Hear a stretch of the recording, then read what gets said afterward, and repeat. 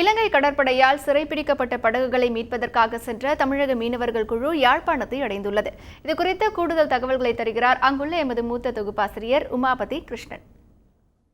கடந்த சில மாதங்களுக்கு முன்பு தமிழக மீனவர்களுக்கு சொந்தமான 86 படகுகளை இலங்கை கடற்படை பிடித்துச் சென்றது.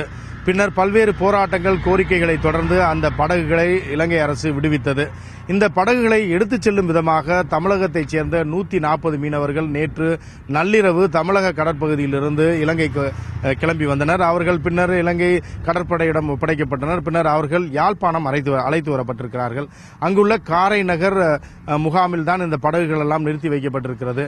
எனவே இவர்கள் இந்த படகுகள் எவையெல்லாம் பழுதாகி உள்ளன, எந்த படகுகளை எல்லாம் உடனடியாக எடுத்துச் செல்ல முடியும் என்கிற ஒரு சோதனையில் ஈடுபட்டு வருகிறார்கள். அந்த பகுதியில் பத்திரிகையாளர்கள் அனுமதிக்கப்படவில்லை என்பதால் அந்த பகுதியில் பத்திரிகையாளர்கள் செல்ல முடியாத ஒரு நிலை இருக்கிறது. தந்தி செய்திகளுக்காக இலங்கை வடக்கு மாகாணத்திலிருந்து கேமரா பர்சன் லூகா சாம்குமாருடன் உமாபதி கிருஷ்ணன்.